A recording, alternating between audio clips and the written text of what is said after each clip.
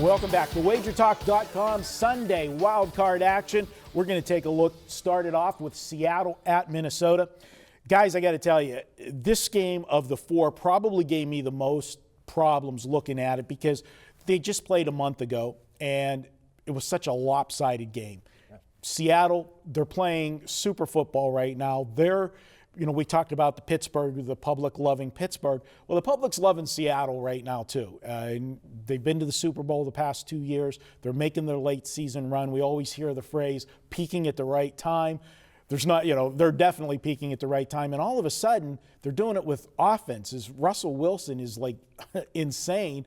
If he would be a racehorse right now, we would be checking him. We would be doing a drug test because he's just off the charts. So what is it, like 24 touchdowns and one interception? Yeah, it's insane. What do you guys make of this game? It's really interesting because if you're the public, number one, you're going to look at Seattle blows out Arizona last week. We had that in the videos last week. That was my play. And then last time they played, they crushed Minnesota. So, of course, the public's going to look at this and say, well, there's some value there playing Seattle. I disagree in that I think there's some value playing Minnesota. Minnesota knows that they got blown out last time they played Seattle. And last week, they could have taken the easy way out and let Green Bay beat them. And then they could have played Green Bay in the first round, but they wanted Seattle again. So they win that game, they win the division championship, and they wanted Seattle. The reason is they played so badly against them before.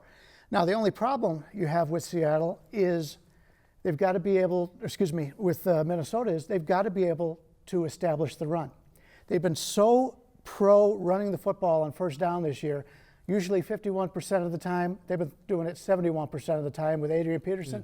He ran 6 first and 10s last time against Seattle, 1 yard apiece. Yeah. They've got to vary the offense a little bit. You don't want to play the Seattle team and have a lot of 2 and 9. So this is a situation that they've got to move it a little bit.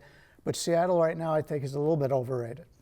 They fell behind 21-0 in the first meeting, which also changes the whole game plan for Minnesota in that point. Yeah, no, definitely. I was just going to add to what Brian said. I think Minnesota is actually dead last in the NFL in yards per play on first down, just against anybody. That's just what they've done all season. So they need to change it up for this game if they want to be able to put pressure on the Seattle defense and keep them guessing. As far as Seattle goes, I think the points worth looking at here, you have a West Coast team that is playing in 0-degree weather or maybe worse. We're not going to be 100% sure till the weekend comes. They're used to playing in a dome. It's an early game. And so I think those are the points as far as a road team going into conditions that aren't going to be what they're accustomed to. And like Brian mentioned too, you have a little bit of a revenge factor with the Vikings. And I think he made a good point. Obviously, you try to win every game. But they did beat the Packers to win the division, knowing that was probably going to be that they were going to be rematching Seattle. And if you really were scared of Seattle, you might find a way to not win that game, which they did maybe try to do at the end of the game anyway against Green Bay. But I think it's going to be a really good one. It's tough for people that were unaware, kind of open in different places offshore, different sides, 3 and 7. It's kind of met in the middle, and I think it'll sit there now, and we'll have a good game. All right, let's segue over to the late game on Sunday, and it's Green Bay and Washington. What's happened to the Green Bay Packers? I mean, the offense is struggling. Washington, I'll admit, Washington's a team that's given me some problems. They've won 4 in a row down the stretch. They're playing good, they're scoring, but they've had the advantage in these games where they're jumping out the big leads early. And that's going to make the quarterback play a lot easier for Kirk Cousins. And he's played well, much better than I thought he was. I thought he was always, just an above-average backup, but he's played well this year. What do you guys think of this one? Go back and look at the teams that he has played lately. All terrible pass defenses. I mean, Green Bay doesn't have an excellent pass defense, but they're more of a middle of the pack.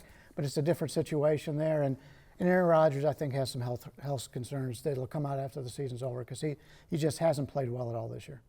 Preston? I agree. It's that, or is it Jordy Nelson, the greatest receiver of all time?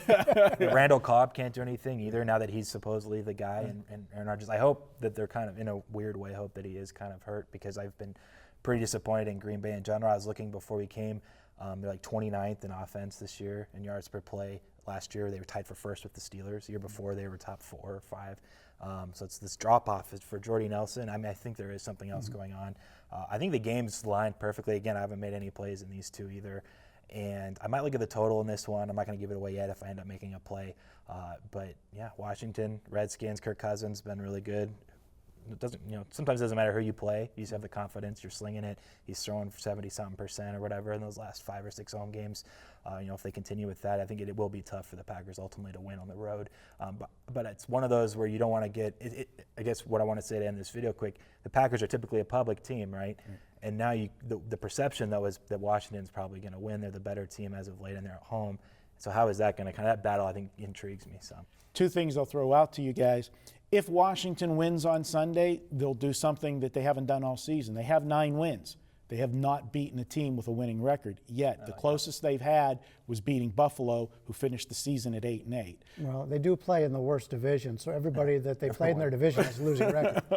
Well, they had the benefit of their out-of-division schedule was pretty soft, too. The other point that I'll throw out there, what about the experience factor? Kirk Cousins has never been in this spot before. And as I said, they had the luxury of jumping out to quick leads. In the Chicago game, they were up 21-0 out of the gate. The Buffalo game, it was 14-0 before you blinked your eye. And it's like, you're running downhill instead of running uphill when you got a lead.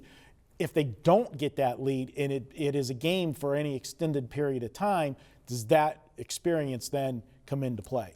I think it will, especially for Green Bay. Green Bay's had a lot more experience than Washington is going to have in this game. If Green Bay jumps out to a 14-0 lead, it's going to be tough for Washington to come back. I don't think that's going to happen. I think it's going to be a tight game all the way. Yeah, I agree. You can't disregard the experience. If Aaron Rodgers is hurt, though, or there's something going on, that plays a part as well. So it'll be tough to really gauge until we see him start off. Any one of these 2 games you guys have any lean on? I think you can make money playing every dog in the playoffs on the money line.